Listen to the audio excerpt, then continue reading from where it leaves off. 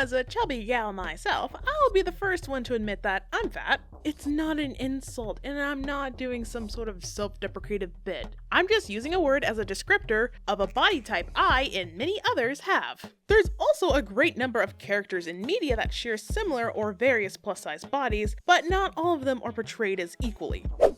9 times out of 10, if you see a fat character on screen, their character is usually boiled down to being about their size. Always being hungry, eating a large amount of food, and being the laziest of the group. Now, all of those traits I just listed can also apply to slim characters, like Shaggy from Scooby-Doo. It's so prevalent in his character that it's a running gag. But if he wasn't thin and had the personality of liking food, some people would find it insulting, gross even. Because when a thin person loves food, people find that endearing, but Lord forbid it be a fat person, they should like it a little less. Not to mention the negative archetypes plus-sized characters tend to fall into are the overweight nerds and or menacing bullies. The constant villainization and sidelining of fat characters can affect the self-esteem of those who share the same body type. The same can be said about slimmer bodies too. A sickly, bone-thin character seen as either helpless or evil due to their malnourishment can victimize or undermine people with those bodies. And when a character isn't being a villain or a victim, their size can be part of their gimmick, like Choji from Naruto and Fat Gum from My Hero Academia. These two are known for their body weight and their powers revolve around it. There's not too many characters in their respective worlds that I can think of whose powers are heavily reliant on their body fat. Well, except for maybe Momo, who uses her fat lipids to create objects, but would you have guessed that just by looking at her design? I know I wouldn't, and neither would a good majority of people. While Momo having a larger build would make more sense for her powers, just like Fat Gum, I can't help but side-eye the decision of not making the conventionally attractive girl who could be the victim of fan service fat. But I digress. It's just extremely frustrating that a character can't just be fat for fat's sake or just have their body size be treated as like the norm or usual like a slim body can. No, their fat has to be for a reason. It has to be for a purpose. It has to be of use. They can't just exist as slim characters can, almost as if they're defined by their size, but skinnier characters don't get this treatment. It's giving fatphobia. Fatphobia hurts us all in different ways, but its primary target is always on larger bodies, because we have been misled to believe that European standards of beauty with smaller features are deemed more attractive and therefore healthy. But in reality, genetics play a huge role into fat distribution, which is also why people of color can be victims of fatphobia, especially black people, especially black women. We just naturally have larger features that get deemed as unattractive, though other races love to wear them like some forms of costumes. This ain't the video for that. Thankfully, in recent years, there has been an array of fat characters that combat these fatphobic ideals and stand on their own as characters. Characters that come to mind are from DreamWorks, Shrek, and Poe, because in their films they're ostracized, treated unfairly, and dealing with people's preemptive assumptions of them just because of their size and characters, or how they present themselves. Through their movies, they're able to open people's minds and have them be accepted for who they are in the end. They didn't need to change their bodies to be accepted. They're owning that shit. And that is true body acceptance. We have lovable elderly characters like Uncle Iroh and Muriel Bag, but there's also the more questionable characters like Pumbaa and Owen. Straight up, I love Pumbaa. We stand another body acceptance king, but Owen can get bent for all I care. He's a beloved total drama favorite, I get it. And he can be more than just eating and fat jokes, but personally, I just don't like him. He's annoying. And that's okay. I'd rather be bothered by his happy-go-lucky character than anything else about him that makes him annoying to me. Now, when it comes down to the look of these characters, that's a whole nother conversation. Because fat character designs can fit in any art style, and if not, damn, that sounds like a skill issue, dog. Wouldn't let that happen to me, though. For as stick thin as Vizzy-Pop's designs can be, her team designed some great plus-size characters. Too bad they're subjugated to the background, but there are some cases where designs could have used a second draft or two. I mean, I love Willow. I really do. But compared to her classmates, her character model just looks stretched out. Oh, but my biggest pet peeves come from episodes that try to educate about health and wellness, which is a fine line that can either easily misinform or offer bare bones advice. I don't have a problem with the idea of a health and wellness episode, it's just about the execution, of course. It shouldn't be expected that these type of episodes go into crazy detail regarding health and wellness since it's a very nuanced topic. These episodes usually go over the importance of eating healthier foods, getting exercise, the food pyramid, and other basics that general health classes cover. But they don't take into consideration that not everyone has the same genealogy that can process healthy foods. Or as I prefer calling it, what's nutritious for you? Like, we all know that oranges are a great source of vitamin C, but as someone with an allergy to citrus, it's literally poison to my system. That's why I eat bell peppers now, which has more vitamin C than a damn orange does. Nuts are a great source of protein, but it's also one of the most common allergies to date. People with shellfish sensitivities gotta get their omega-3s some other way, and so on and so forth. So what's considered healthy food can also be subjective. Not to mention what you can afford these days. Subscribe so I can get those bell peppers. I've picked out a few special episodes that try to teach health and wellness, so let's see what we can and can't learn from them. One of the most common ways to discuss wellness in media was to cover the dangers of overeating and what you're putting in your body. The premise goes as such. A character overeats or eats poorly, they become 5 times their size, which is the joke for most of the episode, and by the end, they're back to their original size thanks to diet and exercise, and they learn about balanced eating, health, and blah blah blah. Both Kim Possible and Lilo and Stitch covered this plot, but the teenage action heroine succeeded where the Hawaiian child alien bounty hunter and her dog failed. In the Lilo and Stitch episode titled French Fry, since Pleakley has been feeding the kids junk food, Nani enforces nutritious meals for the family to eat instead. A thoughtful gesture for the betterment of their health, but the food tastes terrible.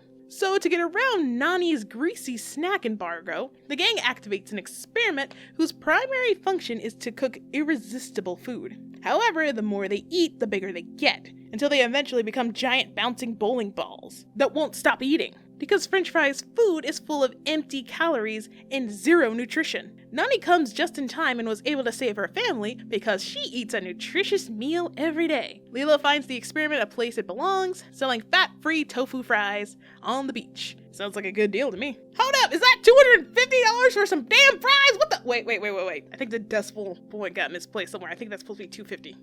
$250 for some tofu fries? Told y'all food expensive out here, damn. Nani had good intentions and was concerned for her family's well-being. It's too bad she's a lousy cook, otherwise getting them to eat a nutritious meal would be easier. Or just trick Lilo into thinking oatmeal is mummy food. I guess that works too. Get a little creative. In a way, the episode went against the idea that healthy eating isn't as delicious as eating junk food. The chemicals in our brains respond differently to sugar, so it's no surprise how difficult it can be. Vegetables are full of nutrients, but you can't just serve it bland, and you certainly can't serve it smothered in chocolate. My takeaway from this episode is that there's food with empty calories that's no good for you, and there's food that's nutritious that will keep you energized. And hey, maybe it'll taste good too. I guess healthy food can be delicious. Right, Stitch? Yeah.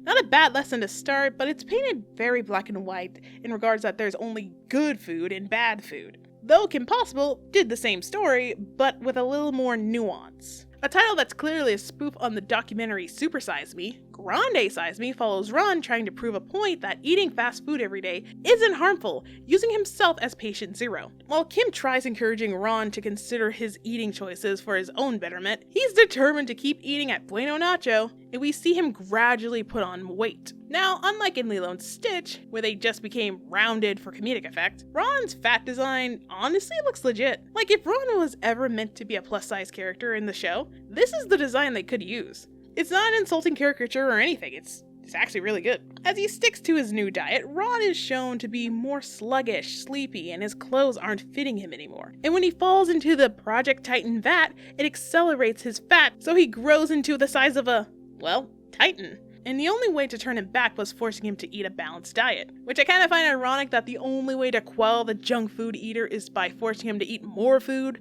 But it's okay because this food is better for him. So, okay, that's kind of stupid. He got that way from eating too much, so now we're making him eat more. Well, the food he's eating is a lot more nutritious than the junk food, so whatever, I guess it evens out. Because junk food just makes you feel hungry all the time. Eating a balanced diet will keep you from turning into a mutated maniac?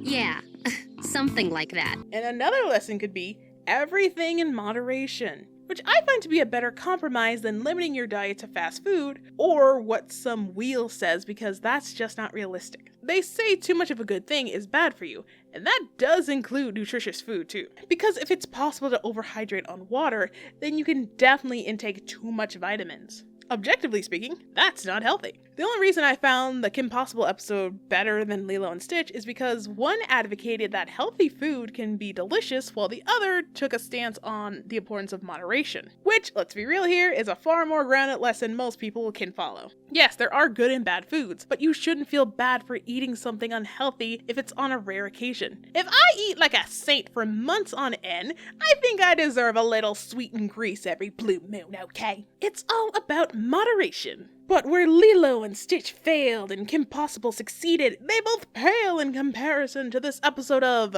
The Replacements. In See Dick Run, we learn that Dick was an all-star athlete in his college days. But after beating his own record of eating 36 pounds of ice cream by 37, well, let's just say he's not taking the best care of himself as of today. While Riley is rightfully concerned about her father's health, Todd makes Dick go on a diet, so he's better fit to compete in a septathlon to win a bet with a bully. Dick was able to get his weight down through a seaweed diet, but the kids forgot to incorporate exercise in his training too. But I don't understand. He lost all that weight. It's not enough to just lose weight. You have to do that and exercise. Which is an important aspect most health and wellness episodes leave out. They either cover the importance of a balanced diet or exercising. Rarely are both even mentioned, though they're equally necessary in maintaining a balanced life as you age. In the end, Dick learned that maintaining his health is its own reward and comes in second in the septathlon. Kinda funny that I found the Replacements episode on health done better in half the time compared to the others, but next I'd like to go over an episode that tackles the health and wellness episode on two ends of the spectrum. In Health and Fitness, Zack and Chef Paolo are eating too many sweets. Meanwhile, London and Maddie grow self-conscious and worry that they're too fat and thin, respectively, for their fashion show. Cody helps Chef Paolo maintain his diet, while Carrie completely cuts sugar from Zack's diet. But because Paolo and Zack are too weak to resist the urge of sweets, they sneak into the hotel kitchen to Carrie and Cody's disappointment.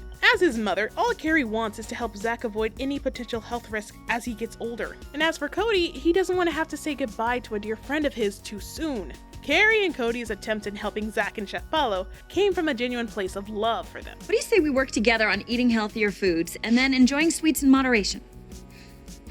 Good plan. So when the two started to realize that and put it into perspective, they were able to put in the effort for their loved ones' sake and themselves. Zack acknowledges that he does have a problem with sugar, and Chef Paolo takes Cody's words to heart about his diet. It's not a diet, it's a lifestyle choice. Elsewhere, London puts herself on an extreme diet and exercise plan, while Maddie is double-sizing every meal she eats. Mr. Mosby tells the girls that they're beautiful just the way they are, and shouldn't feel the need to change for anyone. Such a sweet sentiment they ignored at the time, but comes back to them in the end. What were we thinking? We're starving and stuffing ourselves. I know. It was so unhealthy, and we didn't even need to do it. I guess Mosby is right after all. He always is. Health episodes tend to focus on fat characters needing to maintain their weight, but never have I seen it also cover ED and someone feeling too thin, in the most child-friendly way possible, of course. Because thin bodies can have their own insecurities too, but the focus is more on fat bodies since they're often the victim of fatphobia. But there's one more unintentionally listed Disney Channel show I'd like to discuss that covers the importance of self-image and confidence. I swear when I was doing this, I didn't intend for all these to come from Disney. It's not my fault the mouse was all up in the health and wellness biz back in the day. In That's So Not Raven, Raven has a vision of her showcasing and modeling her own dress, but once she sees the final pictures in the magazine, she's distraught that they photoshopped her body to appear slimmer and taller since she doesn't have the look. But desperately wanting her vision to come true, Raven retailers her dress and exercises on a crazy machine in order to achieve the look the magazine wants. But when that fails, she accepts her defeat and lets the model wear her dress instead, which was heartbreaking for Mimi, the makeup artist that was cheering Raven on, to hear that she sold out because she was looking forward to seeing a different body type on the runway. Someone that looks more like them, like a regular person. So Raven decides to crash the runway and model her dress herself, and she looks amazing while doing it. Who says that's the only look? You make people feel bad if they don't look like that. No one looks like that. I don't even look like that. Now, I know this episode doesn't have a traditional health and wellness story, but I'd argue it still fits the category because having self-confidence with the body you have or worked towards is just as important, and is also a factor for your health and wellness. No one should make you feel insecure to the point of starving yourself or exercising to the point of exhaustion. Your look is one of many that deserves to be seen. The episode was a call out against fabricating outlandish beauty standards and policing what a body is meant to look like. It promotes body acceptance and having confidence in one's own skin, which I believe goes further than body positivity because how can you expect someone to have a positive attitude about their body if they don't accept it themselves? Because in case you haven't noticed, people come in all shapes and sizes and they're all beautiful. Tell it, girl! Speak the truth! These episodes had the best intention in teaching the basics of health and wellness at the time. It could still be applied today. I'm not aware of any modern shows that have similar episodes, although I could be wrong, please let me know. While I'm not against the idea of educating people on health, it's just a matter of how you frame it. Best case scenario, people will learn better eating habits for themselves and build their self-confidence. Worst case scenario, they feel guilty over all the bad food they eat and feel pressured to either hide it or live in shame for it.